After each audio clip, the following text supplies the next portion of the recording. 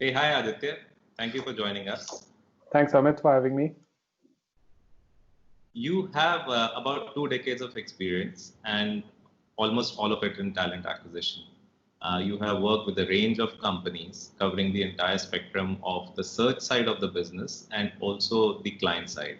You have worked with very reputed companies on both the ends. In the last few years, you have been associated with Accenture, and now you are a director of talent acquisition at Informatica. Would you help us understand a bit about Informatica? Yeah, Informatica, we are an enterprise data management company predominantly in the space of data. We believe data is the fuel for the next generation, and we basically make sense out of the data and then give it back to our various clients. So that's what Informatica does as an organization at the moment. Okay. And you have had a very rich journey, Yeah. largely in talent acquisition. So help us understand how this journey has been. Yeah, it's been, as you said, 2 decades. You just made me realize I'm becoming older. I've started my first few groundings in a search organization where I understood recruiting. And that time when I did recruiting, it was box files, right? So looking at resumes from a box files to moving to internet, moving from consulting to corporate. It's been a great experience. Learned doing recruiting myself, so I'm a very hands-on talent acquisition leader. And my role has evolved. My majority of my stint was with Accenture, which I loved every moment of my career there, and I learned technology recruiting there massively. And in my current role, I head talent acquisition for Informatica, where I am responsible for designing, deploying talent acquisition strategy for Informatica so that it meets our growth needs. And I partner with various business leaders to make sure that we solution the growth plan from an organization standpoint. So yeah, it's been a very interesting journey till now. Okay, thank you so much. You did speak about the roles and responsibilities as a leader of talent acquisition. Yeah. Help us understand your typical day. Yeah, typical day starts with basically a team huddle in the morning. We catch up on what needs to be done from an organization standpoint and what needs to get delivered. We look at what are the important projects which are running and what's the status on those. We look at issues which need to get resolved, basically solutioning some of those issues where you know how difficult nowadays it's to get the right talent. You have talent, but getting the right talent is the area. So you need to be present there. You need to have a very sniper approach to resolve this. So my day predominantly revolves around that. Then my quite a bit of my time goes with stakeholder management to making sure that we are up there delivering what is expected out of it. I spend a lot of time with on my team development. So that's my day. Okay. So if one were to choose talent acquisition as a career, what do you think are the key challenges and what are those stressful times in this role? Yeah, one, and I'm sure you know it, it's a thankless job, let's be very honest. And the key challenge is hiring the right talent at the right place and the right time. So I feel that's identifying the right talent. While there is talent available in the market, but identifying the right talent in the right place is very, very critical. And working very closely with business helps you get the outcome of what is expected out of you. A lot of people take recruiting as you sending resumes and then hoping for the best. No, recruiting is far more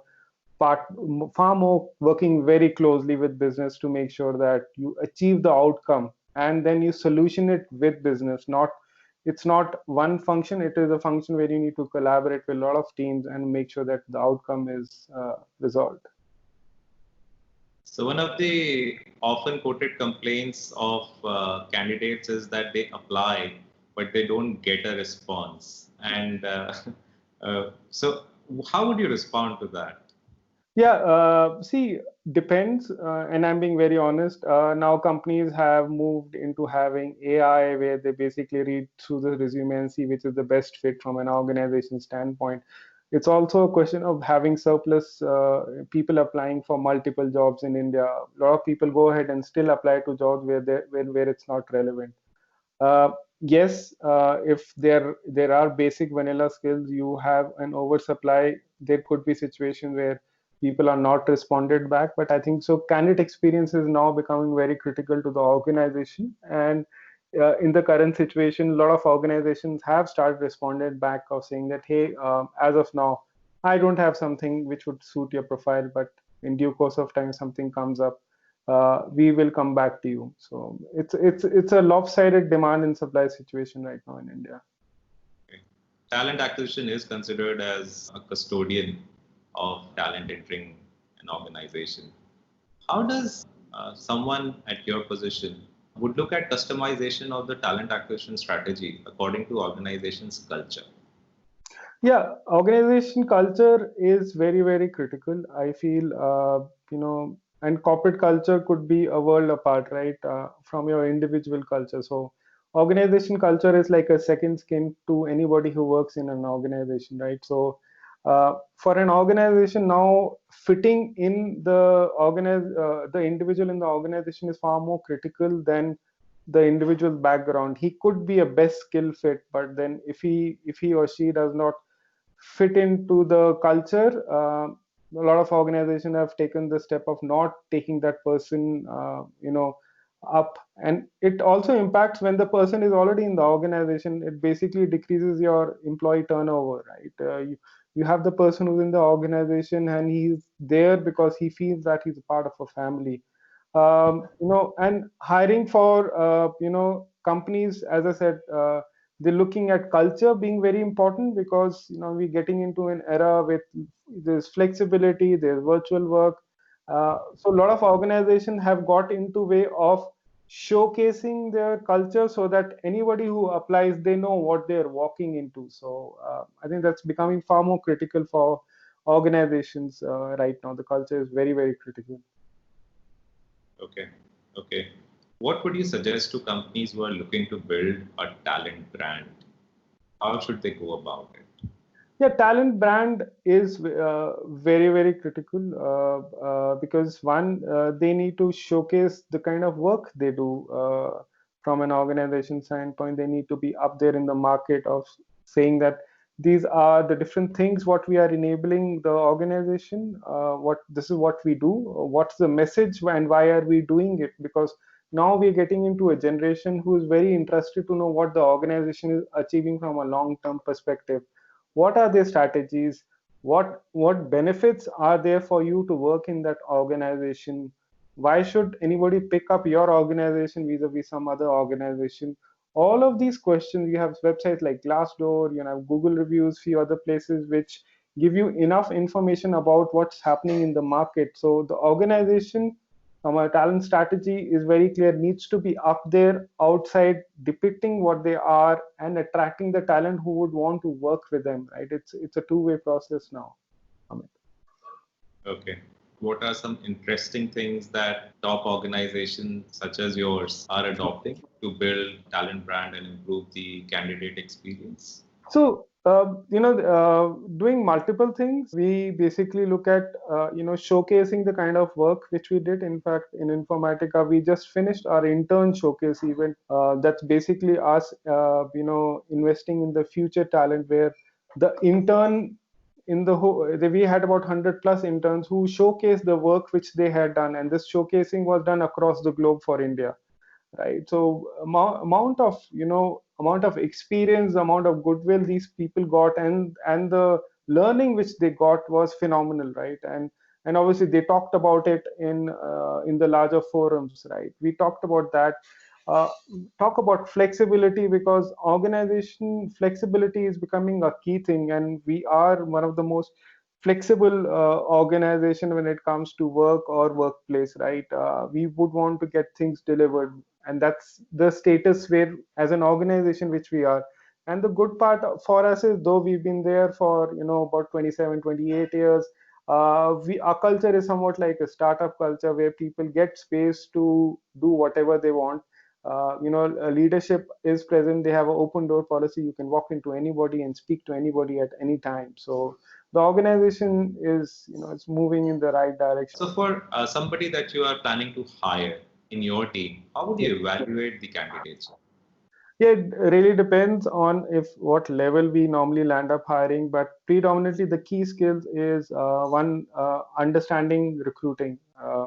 For me, the most critical part is sourcing. I feel that's the most intelligent part in the whole recruiting life cycle.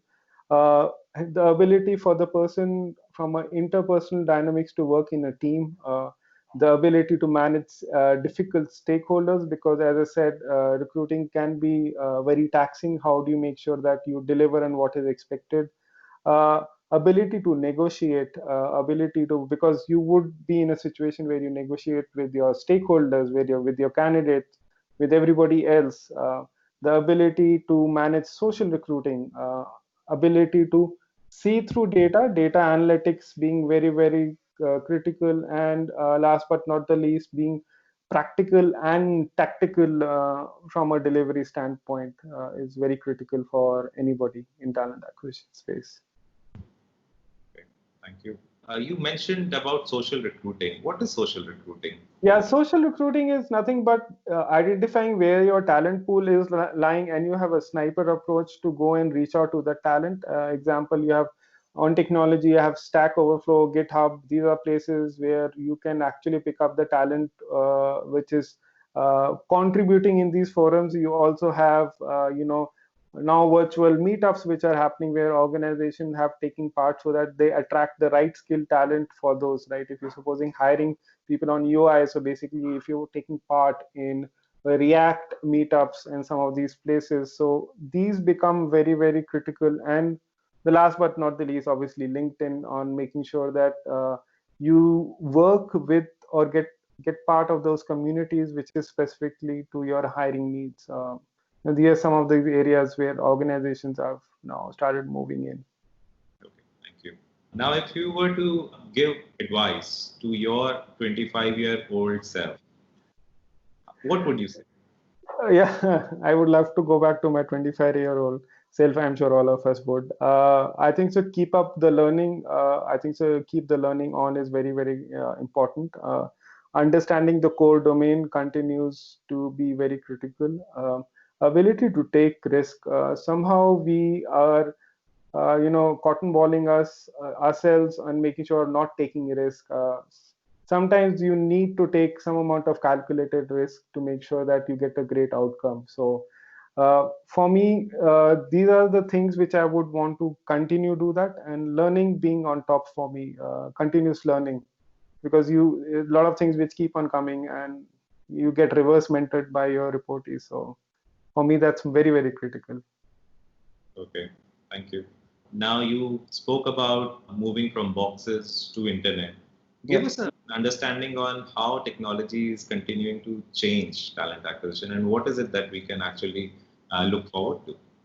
Yeah, a lot of things are happening on the talent acquisition space. You look at assessments there now. Slowly, companies are also looking at not only doing online coding, but looking at gaming as a technology to assess individuals. You have tools which are running, which could basically get you a CV fit according to the JD, right? You also have some amount of AI coming into play who would basically assess the individual over a phone call, right? So these are some of those areas where I feel technology is coming, but I think the technology is coming at a faster pace. There's something called Martek's law, which basically says your adoption is technology is moving at a faster pace, but the adoption is not as fast as what is required. So there's a gap. Somewhat thanks to COVID, now at least the gaps decrease, but these are some of the areas where I feel talent acquisition is moving at a faster pace now. Okay, and how has COVID impacted talent acquisition? It has impacted talent acquisition. I think so. The virtual being the key word now. We started doing virtual onboarding, which is very critical to making sure that all your resources whom you have confirmed get onboarded at the luxury of their houses. Companies have invested a lot of money on deploying the right tech, basically one from an assessment, but then more from a interviewing perspective, the right tool for making sure you have interviews happening. The interviews move two ways, not one way, where basically both the interviewer and the interview are there. Then you obviously have the ability for people to connect with the larger workforce. And I remember you had asked me a question now earlier that a lot of people apply to jobs. We saw also places where a lot of us lost some of the open jobs, where we have responded back to candidates of saying that, hey, hold on, in the current scheme of things, there might not be any open position, but we will come back to you in due course of time. So these are some of those small things. Also training, funny part is you realize you need to train your interviewers also how do you do virtual interviews, and vis-a-vis also tell how to make sure the candidate is able to log into the interview at the right time, and obviously able to play with the tool at the period of time. So these are things which are becoming critical now. Okay. And would you have certain advice to candidates who now don't have the luxury of making an in-person impression, but they have to make this impression over a video call? Yeah. Now, what are the challenges and what is the advice that you would give them? My advice is very simple. You can be creative depending on the role which you do. The video enables you to show a presentation. The interviewer will not be expecting you to show a presentation. So if given opportunity, do show your presentation of the kind of work which you've been doing. Not get too much creative, but at the same time express what is there in your mind, and be very straightforward on what is expected out of you, right? And also talk about what do you understand about the organization, and what are the critical things for you as an individual, because end of the day the organization wants to understand one thing very critically, leaving out the technical aspect, but what's the trigger for you to join that organization? End of the day, if it does not marry with the organization where you want to walk into, then it's not a win-win situation for you to be in. And obviously, least but not having the basic etiquettes of doing a video interviews and basic checks, be ready with those in place, so that your interview does not get marred by any unforeseen situations. Okay. Thank you so much, Aditya, for your time today. I'm sure that this talk would go on to help a lot of young professionals who are looking to build their career in talent acquisition. Thank you, Amit. Thank you for having me.